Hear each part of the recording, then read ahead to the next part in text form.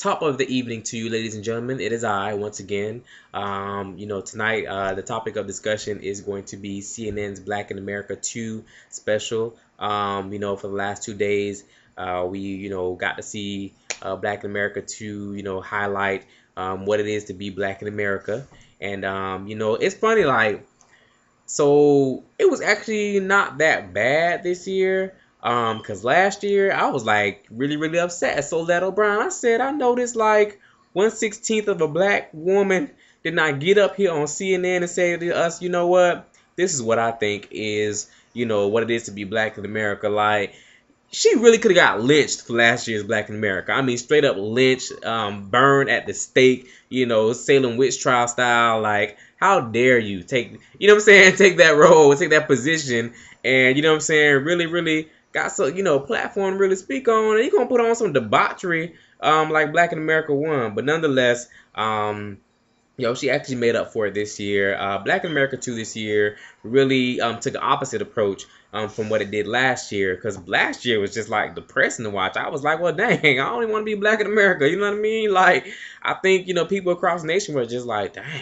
You know what I'm saying? Being black in America ain't that fun. It ain't really, that exciting. You know what I'm saying? All this struggle, to my left, to my right, all I see is struggle, more struggle, struggle. You know what I'm saying?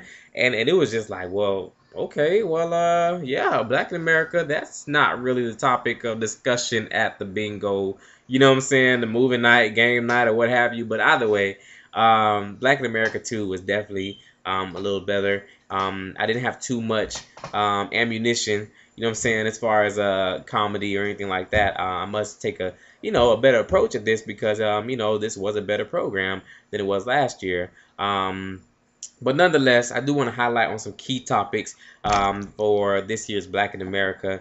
Now, let's talk about Chris Rock's wife. Like, amazing. This lady needs an NAACP Image Award. Like, for real, like, she needed a scholarship named after her or something because that was really, really cool what she did for those inner city youths in Bushwick as far as taking them to Africa for them to see, how good they really have it in the States. Now, just because you grow up in the hood, just because, you are living the inner city life or whatever, not to say that there's not struggles, but your struggles are nowhere compared to the people living in the slums of Africa, who are basically, striving for a meal, let alone, an education, a free education at that. So it's kind of like, it was really a good eye-opener for them to see that. So I was glad she really did that. And I was glad that the kids were impacted genuinely. It seemed like they really, really cared, that the issues that they were seeing and the service projects that they were doing in Africa really actually helped them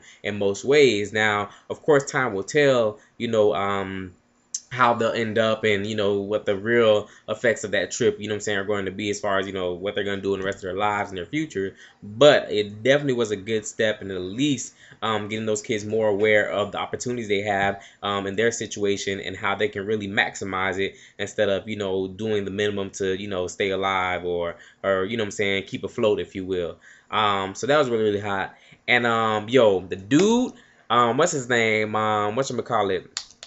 Steve Perry with the Capital Preparatory Magnet School. Yo, how come nobody didn't tell me about that school? Because I would have went there. Like, that was serious, serious business. From the fact that he greeted every student at the door, you're teaching those kids how to, present themselves when they get into different avenues and different venues. I'm sorry. How to just basically be formal. I mean, he's teaching them kids to be on their P's and Q's at all times because guess what? Don't nobody care about, what happened this morning, what happened last night as to why you couldn't get such and such going on. At the end of the day, you need to have your stuff together. You better have your A game on at all times because life does not owe you any favors. And, you got to start young, basically. How else are you going to know when you get into adult if you don't practice it as a kid? Ding, ding, ding, ding, ding. You know what I'm saying? So, that was just great right there. I really like what they were doing with the school, from the Saturday school to the 100% of all kids that graduate from there going to college. But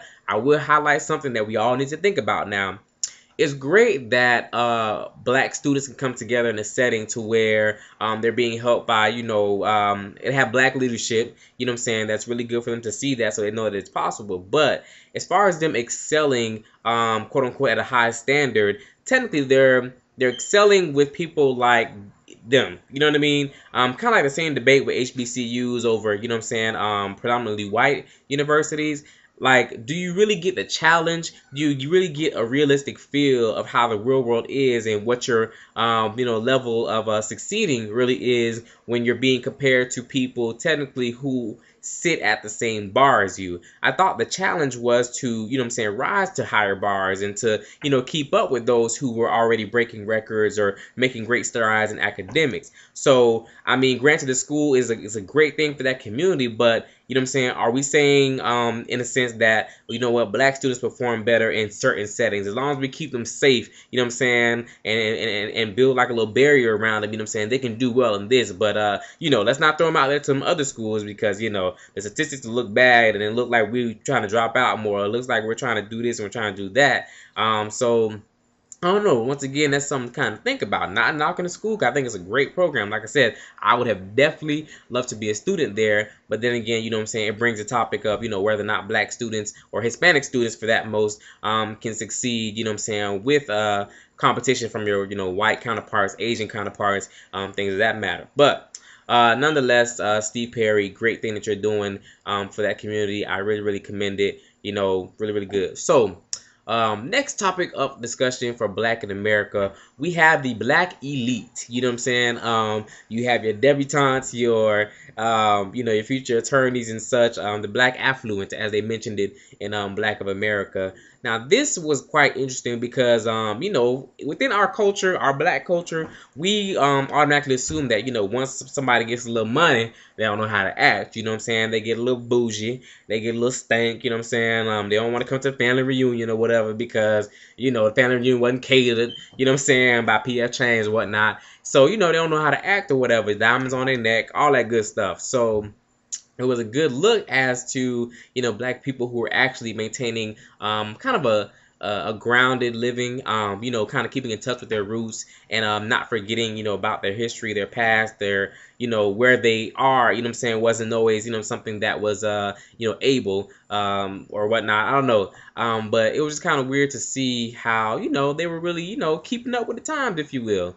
But the lady, Miss Carlotta Miles, Dr. Carlotta Miles, I'm sorry, who started the Tuxedo Ball 23 years ago.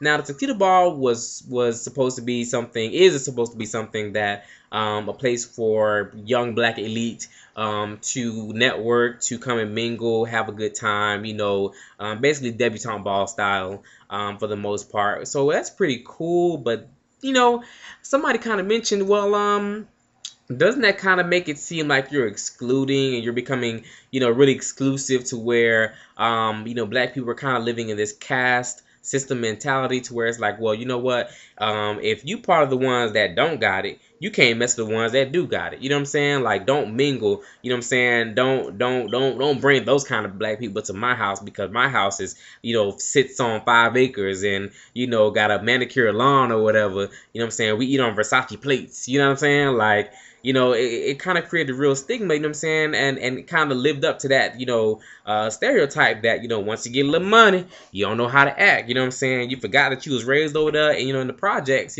eating government cheese and, PB&J sandwiches, you know what I'm saying?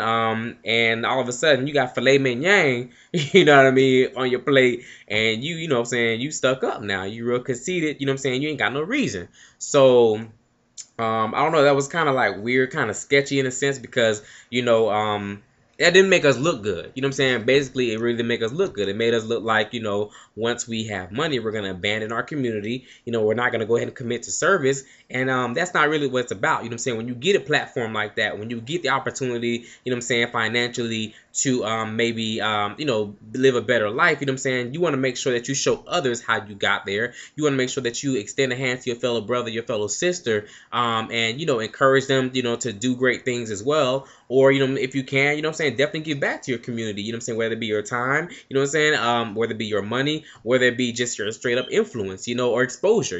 Expose them to the finer things in life because you've been exposed to the finer things in life. So that was something that I think was kind of interesting, but nonetheless, keep it moving. And can't forget about this management and training. What was it called? The ML